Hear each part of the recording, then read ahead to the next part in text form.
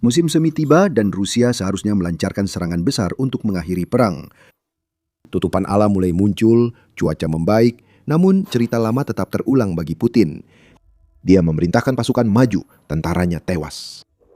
Rusia mengalami bulan terburuk selama perang ini, sementara Ukraina mencatat bulan terbaiknya karena serangan musim semi gagal total dan mesin perang Rusia hancur. Korban jiwa yang memecahkan rekor, pencapaian baru, dan laju kemajuan yang memalukan membuat Rusia seolah tak bergerak di bulan Maret, menjadi titik terendah Putin yang akan kita bahas di video ini. Tapi kita akan mulai dengan apa yang telah dilakukan Ukraina secara langsung sehingga Maret 2026 menjadi bulan terburuk sepanjang perang ini bagi pasukan Putin. Kita bisa merangkumnya dalam 3 kata. Ukraina menghantam semuanya. Ketika Rusia melancarkan serangan musim semi yang ditargetkan memberi kemenangan bagi Putin, Ukraina justru meningkatkan serangan jarak jauhnya hingga level yang tak diperkirakan Rusia. Target strategis di seluruh Rusia diserang dalam peristiwa yang disebut Euromaidan Press sebagai panen bulan Maret. 5 pabrik, 10 kilang minyak, pabrik minyak dan pertahanan udara telah dihancurkan. Kementerian Pertahanan Ukraina menyebut Maret 2026 sebagai salah satu bulan dengan jumlah target strategis terbanyak yang berhasil dihantam di wilayah Rusia. Mari kita mulai dengan pabrik-pabriknya. 5 pabrik utama Rusia telah diserang sepanjang bulan ini, dimulai dengan pabrik Kremnyel yang terletak di wilayah perbatasan Bryansk. Dikenal sebagai salah satu perusahaan mikroelektronik terbesar di Rusia, pabrik ini adalah tempat Rusia memproduksi mikrochip yang kemudian dipasang di dalam rudal balistik Iskandar, serta pada sistem pertahanan udaranya. Ukraina melumpuhkan pabrik ini dengan menghancurkan gedung produksi dan gudang komponen yang digunakan untuk menyimpan peralatan yang dibutuhkan Rusia guna membuat chip misilnya. Seluruh rantai pasokan misil Rusia hancur hanya dengan satu serangan ini. Selama 6 bulan ke depan, Rusia tak bisa memproduksi mikrochip untuk banyak misilnya. Perbaikan harus diselesaikan. Karena Bryansk dekat perbatasan Ukraina, kami yakin Dinas Keamanan Ukraina atau SBU memantau dan menunggu Rusia hampir selesai memperbaiki sebelum 1 drone lagi atau bahkan 10 drone kembali diluncurkan untuk menghancurkan pabrik Kremnyel. Tapi itu baru 1 dari 5. Di Ulyanovsk, Ukraina menyerang pabrik pesawat Aviastar, menghancurkan tempat penampungan ber-AC dan beberapa pesawat IL-76 serta IL-78 yang disimpan di pabrik tersebut. Aviastar memproduksi dan merawat pesawat angkut berat menurut Euromaidan Press, sehingga kehilangan pabrik ini sangat melumpuhkan logistik Rusia. Tanpa pesawat kargo berat, pengiriman peralatan dan pasukan di seluruh Rusia dan Ukraina akan melambat. Ukraina juga menghancurkan pabrik yang merawat pesawat tanker pengisian bahan bakar Rusia. Kita juga akan melihat dampak pada kekuatan udara Rusia. Serangan terus berlanjut, kali ini menyasar pabrik perbaikan pesawat ke-123 yang terletak di Staraya Russa di Oblast Novgorod, Rusia. Serangan Ukraina terus berjatuhan dan mereka mengenai hanggar yang menyimpan pesawat IL-76 serta mengenai pesawat pertahanan rudal dan fasilitas penyimpanan yang digunakan Rusia untuk menjaga rudal anti pesawat mereka tetap aman. Ini merupakan pukulan lain terhadap fasilitas perawatan pesawat Rusia yang pada akhirnya memberikan tekanan lebih besar pada logistik internal Rusia. Berikutnya adalah Alchevsk dan pabrik metalurgi dengan nama wilayah itu. Serangan Ukraina menyebabkan kebakaran besar di fasilitas yang memproduksi selongsong peluru artileri dan terlibat dalam produksi baja lapis baja yang digunakan pada banyak peralatan militer yang dibutuhkan oleh angkatan bersenjata Rusia. Selamat tinggal serangan mekanis. Terakhir di Sevastopol, Ukraina menghantam Granit. Kenapa itu penting? Granit adalah pusat inovasi, dan menurut Kementerian Pertahanan Ukraina, itu adalah satu-satunya pusat yang dimiliki Rusia di Crimea yang mampu memperbaiki sistem pertahanan udara S-400. Kamu bisa menebak apa artinya ini? Serangan-serangan lain ke Crimea akan segera datang, dan Rusia tidak akan bisa berbuat banyak karena jaringan S-400 mereka mulai runtuh. Ini buruk bagi Rusia, dan kita baru saja memulainya. Kremlin sudah mulai merespons serangan Ukraina dengan mencoba memindahkan fasilitas produksinya sejauh mungkin. Itulah yang terjadi pada fasilitas Roscosmos yang sebelumnya di Khimki, wilayah Moskow. Fasilitas tersebut kini dipindahkan ke Omsk di Siberia, wilayah pegunungan Ural di Perm. Roscosmos menyebut pemindahan ini sebagai upaya meningkatkan efisiensi. Itu masuk akal. Semua tahu efisiensi dicapai dengan memindahkan pabrik sejauh mungkin dari tempat paling dibutuhkan. Tentu saja itu omong kosong. Roscosmos memindahkan pabrik dari wilayah Moskow karena menyadari kejadian Maret lalu dan tahu Moskow dalam jangkauan drone Ukraina. Ini bukan demi efisiensi, melainkan menghindari masalah. Bisakah kamu menyalahkan Roscosmos? Ukraina juga tak menunjukkan tanda-tanda melambat menyerang industri Rusia.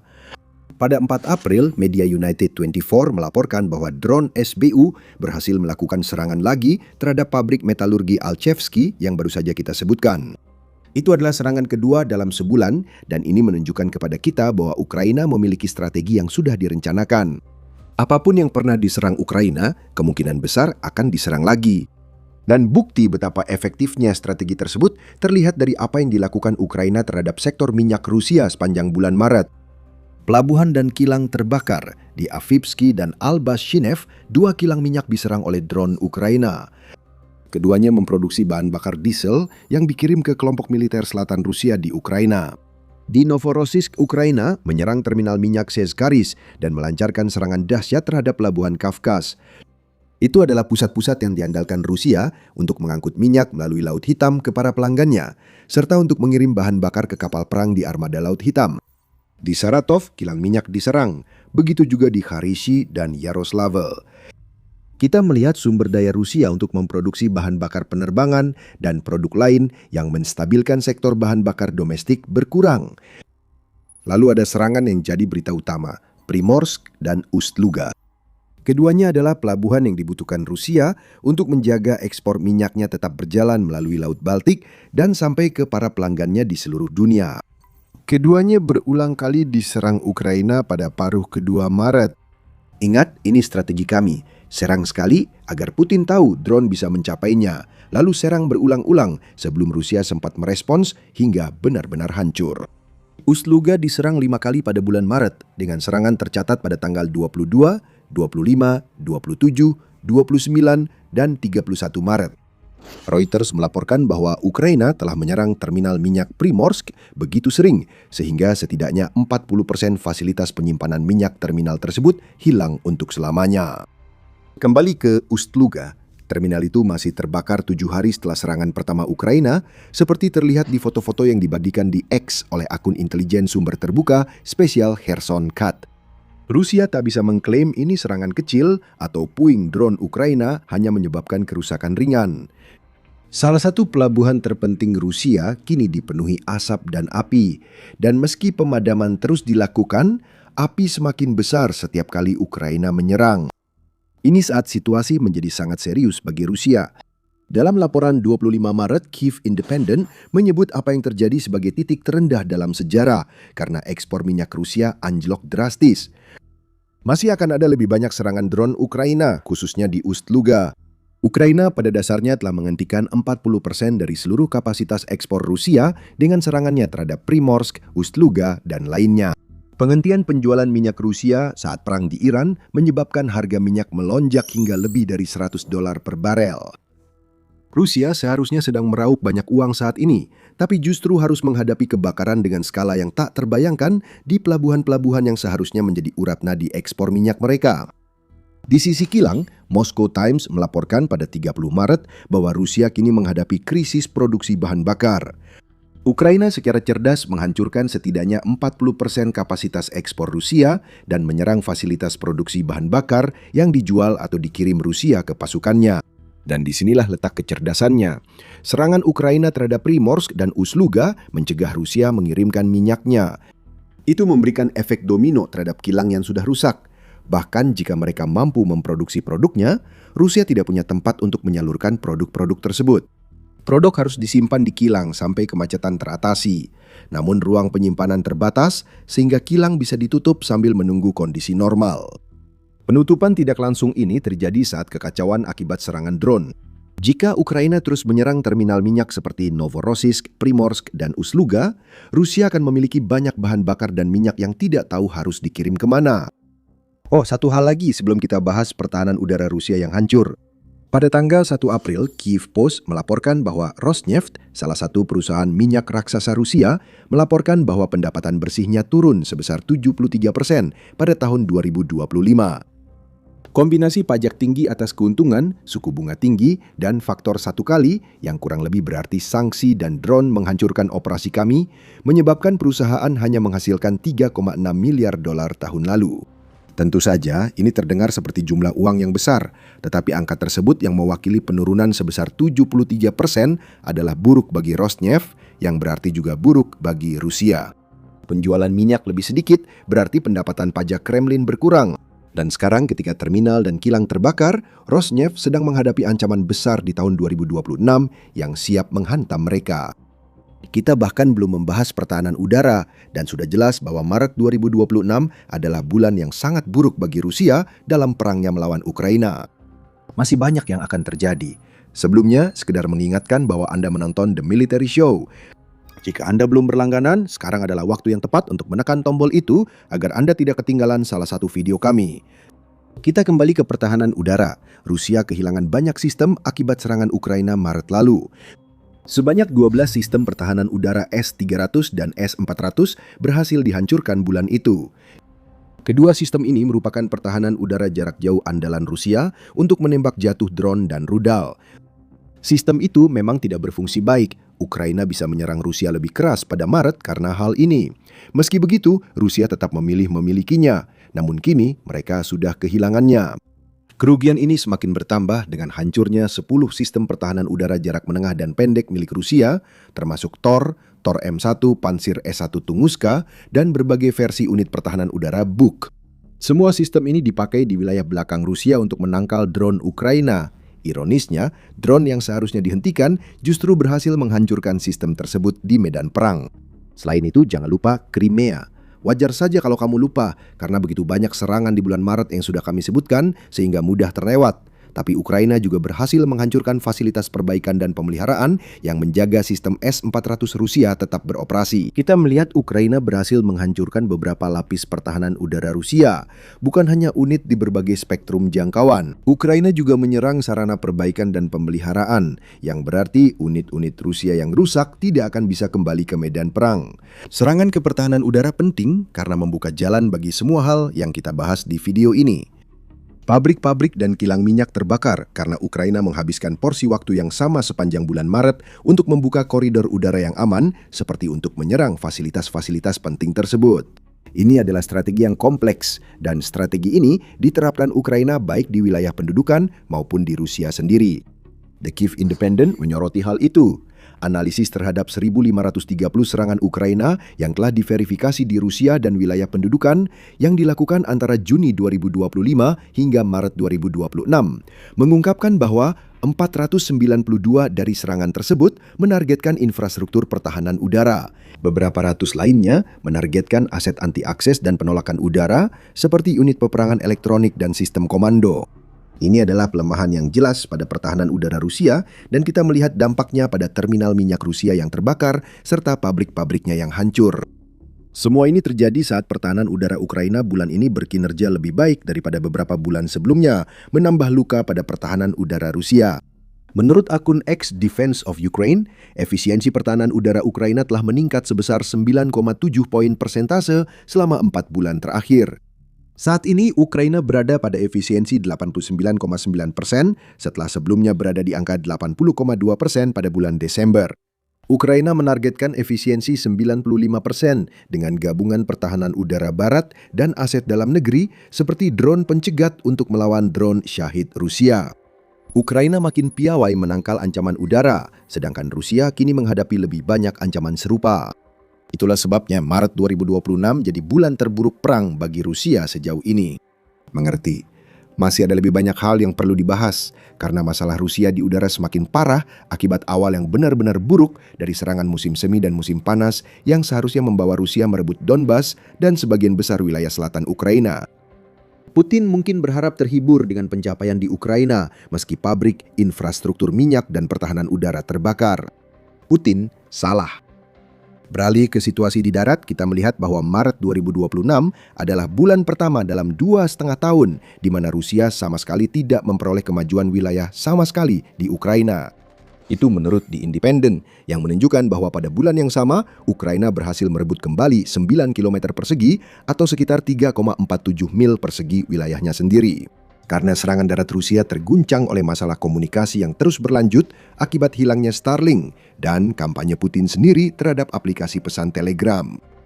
Hal ini menunjukkan bahwa serangan musim semi yang ditandai dengan Rusia melancarkan lebih banyak serangan terhadap pertahanan Ukraina pada bulan Maret dibandingkan waktu lain di tahun 2026 telah dimulai dengan buruk. Lupakan saja, ini seperti pelari Olimpiade yang malah berlari mundur saat mendengar tembakan start lalu jatuh tersungkur. Jika Putin memperhatikan, dia mungkin sudah bisa memprediksi hal ini akan terjadi. Keuntungan Rusia di Ukraina sudah melambat sejak lama, seperti yang disampaikan oleh Institut Studi Perang dalam penilaian mereka pada 31 Maret tentang invasi Rusia ke Ukraina. Disebutkan bahwa periode antara Oktober 2025 hingga 26 Maret, Rusia hanya berhasil merebut 1.929,69 km persegi atau sekitar 745,06 mil persegi. Itu sudah merupakan angka yang rendah, tetapi bahkan masih kalah jauh dibandingkan periode Oktober 2024 hingga 25 Maret ketika Rusia mampu merebut 2.716,57 km persegi atau sekitar 1.048,87 mil persegi wilayah Ukraina. Pasukan Rusia mulai terhenti di darat meski serangan musim semi telah dimulai, dan mereka baru saja mencapai tonggak paling suram. Saat Putin terus mengirim lebih banyak pasukan ke medan perang, Rusia telah melampaui 1,3 juta korban dalam perang ini. Itu menurut Minfin yang menetapkan angka resminya pada 1.303.550 korban per 5 April. Itu kerugian yang sangat besar. Itu jelas lebih banyak daripada kerugian yang dialami oleh militer modern manapun. Sebagai perbandingan, Amerika Serikat dan sekutu koalisinya mengalami 3.486 kematian selama operasi Enduring Freedom di Afghanistan, menurut Badan Amal Help the Heroes dari Inggris. Itu adalah operasi yang berlangsung selama 13 tahun, antara Oktober 2001 hingga Desember 2014. Rusia bahkan belum mencapai sepertiga dari durasi itu dalam invasinya ke Ukraina. Namun jumlah korban membuat seolah Putin berperang melawan militernya sendiri. Maret berperan besar membawa Rusia melewati ambang itu dan meraih tonggak baru yang seharusnya tak terjadi pada militer modern manapun. Pada 17 Maret, Rusia mencatat hari yang memecahkan rekor dengan kehilangan 1.710 tentaranya, yang merupakan jumlah terbanyak yang tercatat di tahun 2026 sejauh ini. Keadaan bagi Putin akan makin memburuk. Dengan serangan Rusia yang makin intensif, tampaknya kita akan melihat beberapa hari ketika Rusia kehilangan lebih dari 2.000 tentaranya dalam 24 jam. Masalah ini makin parah karena pada Maret, perekrutan sukarelawan Rusia lebih sedikit dibanding kerugian di medan perang. Kerugian Rusia yang telah dikonfirmasi mencapai 89.000 antara Januari dan Maret 2026, menurut laporan media United 44 pada 1 April. Jumlah sebenarnya mungkin jauh lebih tinggi, bahkan lebih dari 100.000, karena ini hanya kerugian yang dapat dikonfirmasi Ukraina lewat rekamera. Di periode yang sama, Rusia hanya merekrut 80.000 tentara baru, menurut laporan media tersebut. Itu berarti Rusia masih jauh dari target merekrut 409.000 tentara hingga akhir 2026, dan saat ini jumlah rekrutmennya di bawah target pada saat jumlah korban terus meningkat. Semua ini tidak baik bagi Putin. Lalu, bagaimana respons Presiden Rusia yang gagal ini? Jika Anda pikir dia akan mengubah pendekatan Rusia atau membalikan arus kerugian di medan perang dan di dalam wilayahnya sendiri, berarti Anda tak memperhatikan 4 tahun terakhir. Putin tak punya ide baru. Tapi yang dimiliki dia dan kroni-kroninya di Kremlin adalah ancaman. Lucunya, Rusia melihat kekacauan pada Maret 2026 dan memutuskan saat itu tepat untuk memberitahu Ukraina agar menyerahkan Donbas. Pada 31 Maret, Presiden Ukraina Zelensky menyampaikan bahwa Rusia memberitahu Ukraina agar menarik pasukan dari Donbas dalam 2 bulan. Juru bicara Putin, Dmitry Peskov, semakin menegaskan tuntutan ini, menyatakan bahwa Zelensky harus mengambil keputusan ini demi keselamatan pasukan Ukraina sekarang juga untuk menyelamatkan mereka dari kengerian yang akan ditimbulkan Rusia. Apakah Putin melihat perang yang sama seperti orang lain? Rusia mengalami bulan terburuk selama perang Ukraina pada Maret 2026 dan memutuskan saatnya mengajukan tuntutan ke Ukraina. Ukraina harus mundur dari Donbas dan Rusia berjanji akan berhenti kehilangan pasukan serta sistem pertahanan udara dalam jumlah rekor. Dan juga dengan murah hati akan membiarkan Ukraina berhenti menyerang infrastruktur minyak dan pabrik kami. Itu tuntutan konyol dan menunjukkan betapa Kremlin terputus dari kenyataan di medan perang dan wilayahnya sendiri. Ini adalah keputusasaan Rusia. Jika Maret 2026 jadi indikasi, tak akan ada penarikan pasukan, hanya lebih banyak daya tembak yang diarahkan ke Rusia oleh militer Ukraina yang tengah bangkit. Perjalanan dari neraka telah usai, tapi hal lebih buruk menanti Rusia. Narasi Putin tentang kekuatan besar yang akan menjatuhkan Ukraina telah runtuh. Para ahli mengatakan bahwa Ukraina sedang menyelesaikan perang ini saat kita mencapai titik balik yang arahnya tidak menguntungkan bagi Putin. Cari tahu lebih lanjut di video kami, dan jangan lupa untuk berlangganan The Military Show untuk liputan terbaru tentang perkembangan pertahanan Ukraina melawan agresi Rusia. Dan seperti biasa, terima kasih telah menonton.